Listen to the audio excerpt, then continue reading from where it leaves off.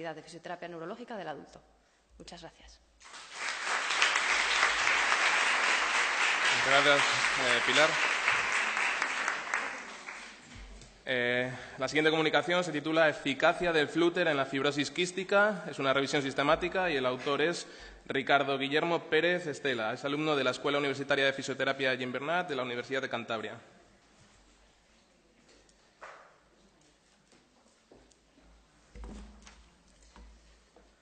Bueno, buenas tardes a todos y muchas gracias por aceptarme este trabajo. Que lo he hecho con toda mi mejor intención y voy a intentar que lo entendáis todos de la mejor manera. Vamos. Bueno, vamos allá. En principio, que voy a explicar qué es la fibrosis quística. Podemos decir que es una enfermedad genética autonómica recesiva. Bueno, ¿qué os voy a explicar a vosotros? Que ya sabréis de esto, vamos, más que yo. Pero bueno, a modo de introducción, puedo decir que nos altera la proteína CFTR, que simplemente es un canal de cloro que produce que las mucosas extracelulares sean espesas, sobre todo de los órganos aquí marcados, como son el hígado, el páncreas, los intestinos y el pulmón.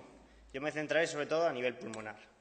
La afectación a nivel pulmonar, como podéis ver, en aquellos pacientes que son sanos, pues tienen la bomba sodio-cloro, funciona correctamente. Si entra X de sodio, sale X de cloro. Pero en pacientes con fibrosis quística, al no tener este canal, el sodio entra y el cloro se queda acumulado, por lo que se produce la sal, que podemos llamarlo cloruro sódico. Y esto que produce que el líquido a nivel extracelular tenga que entrar para compensar los niveles osmóticos y dará esto, mucosas secas y viscosas, que dará una falta de aclaramiento mucociliar. Las consecuencias de la falta de aclaramiento mucociliar pues serían el estrechamiento de la vía aérea, una dificultad respiratoria, colonización de bacterias como las pseudomonas aeruginosas, entre muchas otras, y ¿qué más? Una tos crónica y seca, que es muy común, sobre todo en niños y adultos con esta patología. ¿Y la posible solución? Pues el aparato que voy a decir, el flúter VRP1. Pues es esta pipa que nada más el paciente consiste en soplar y la bola esa metálica que podéis ver vibra y produce todas estas consecuencias. Que aumenta el batido ciliar, que cambie las propiedades del moco, que disminuye la colapsabilidad de las vías respiratorias y mejora el movimiento de las mucosas. Es decir, es lo que buscamos exclusivamente para esta situación. Y bueno, Perdona la interrupción, Guillermo. Veo que aportas mucha información teórica, pero ¿podrías ampliar la información en relación con la práctica clínica? Bueno, aquí las introducciones que ves del Hospital de Laredo, bueno, pues sí, voy a decir que hablé un poquito sobre esto y mis objetivos eran ver la eficacia de este aparato. Y las bases que utilicé fueron estas: PubMed, Pedro, Estilo y Cochrane. ¿Qué palabras clave usé? Las aquí marcadas. No lo voy a decir en inglés porque se me da un poquito mal. Y las combinaciones de palabras clave fueron sobre todo con los marcadores booleanos AND, porque quería coger todo los artículos para poder realizar el estudio. Los resultados por base científica, pues PubMed y Pedro fueron los que me dieron mayores resultados, ya que los demás no dieron bastantes artículos, como podéis ver. Y para ver estos 5 artículos válidos, tanto de PubMed como de Pedro, utilicé estos criterios de inclusión y de exclusión. A nivel de inclusión, pues utilicé aquellos estudios con más de 6 puntos en la escala CASPE, estudios en los que los pacientes estuvieran diagnosticados con fibrosis quística únicamente, no con bronquitis crónica o otro tipo de patologías, que haya un número exacto de pacientes, que la edad no era un límite para realizar el trabajo, y el flúter como tratamiento, no otras marcas blancas como sería el Shaker. Y sobre todo los parámetros como la capacidad vital forzada, el volumen expirado en el primer segundo y el peso del esputo.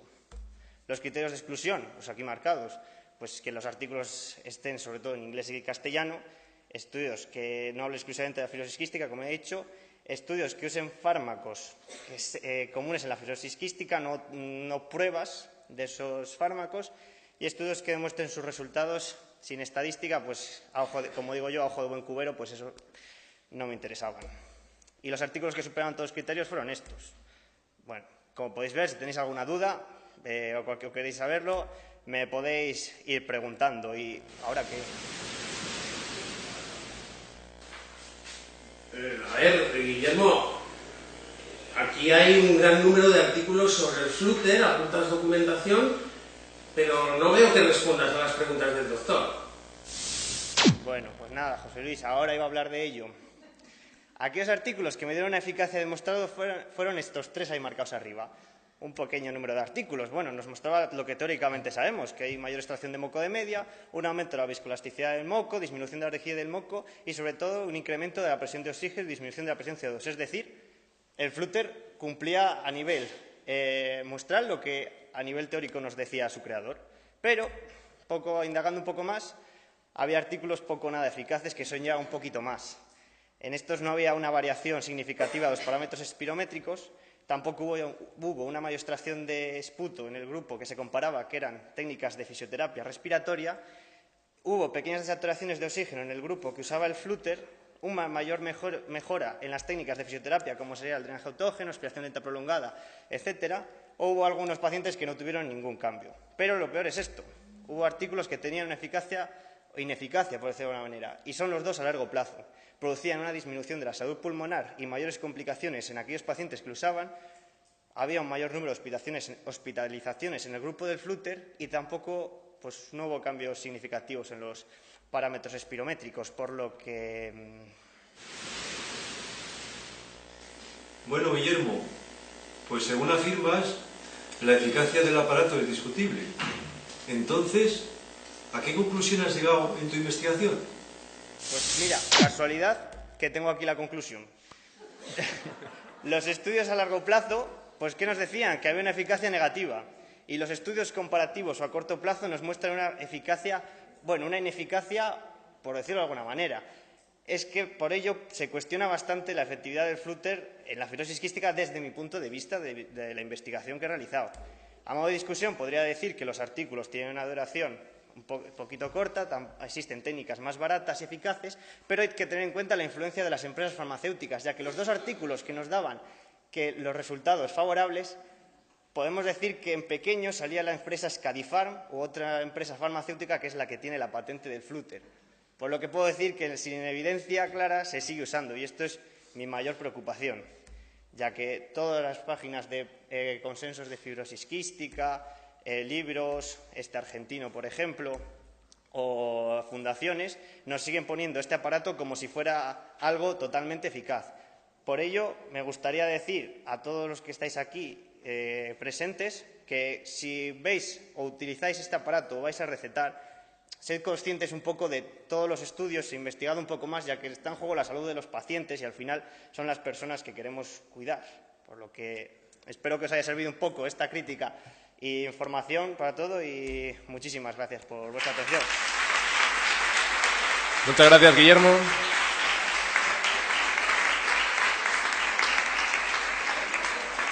La siguiente comunicación se titula